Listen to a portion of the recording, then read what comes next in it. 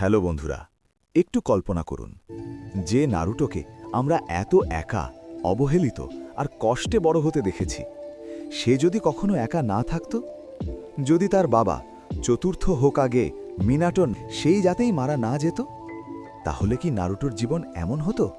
সে কি এত কষ্ট পেত? সে কি একাই সব বোঝা বইত?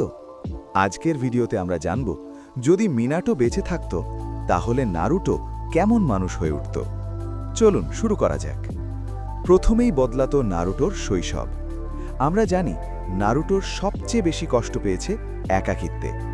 গ্রাম তাকে ভয় পেত, এড়িয়ে চলত, ঘৃণা করত।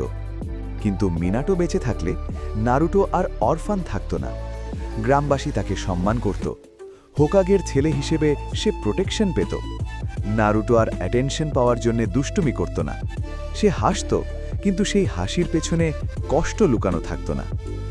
এবার কল্পনা করো, নারুটোর মেন্টর যদি হতো তার নিজের বাবা। মিনাটো ছিল অসাধারণ জিনিয়াস, ফ্লাইং থান্ডার গডের ব্যবহারকারী, সিল ও স্ট্র্যাটেজিতে মাস্টার। নারুটো ছোটবেলা থেকেই শিখত chakra control, speed based fighting, intelligence দিয়ে যুদ্ধ করা। নারুটো হয়তো এতটা বোকা দেখাতো না, বরং ছোট বয়সেই স্মার্ট শিনোবি হিসেবে পরিচিত হতো। বর্তমান নারুটো খুব ইমোশনাল, কারণ সে ভালোবাসা পায়নি। মিনাটো থাকলে নারুটো ইমোশনালি স্টেবল হতো। সে নিজেকে প্রমাণ করতে মরিয়া হতো না। সেলফ রেসপেক্ট শুরু থেকেই থাকত।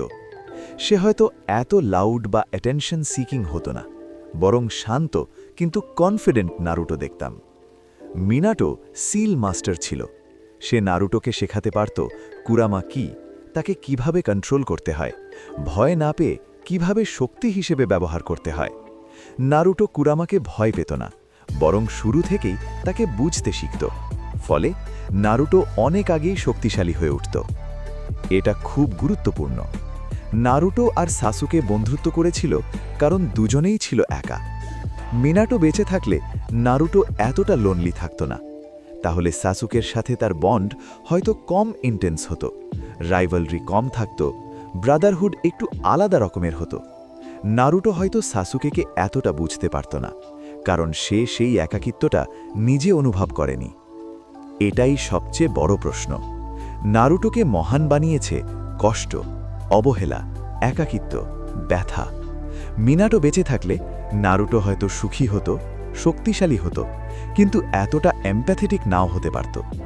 সে হয়তো সবার কষ্ট বুঝতে পারত না, যেভাবে বর্তমান নারুটো বুঝেছে। এটাই সবচেয়ে বড় প্রশ্ন।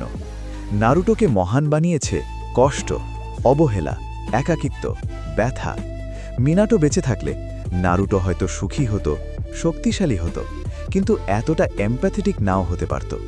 সে হয়তো সবার কষ্ট বুঝতে পারত না, যেভাবে বর্তমান নারুটো বুঝেছে। আশা করি ভিডিওটা আপনাদের ভালো লেগেছে। ভালো লাগলে একটি লাইক দিন, আর নারুটো ও অ্যানিমে নিয়ে এমন আরও গল্প পেতে চ্যানেলটি সাবস্ক্রাইব করে পাশে থাকুন।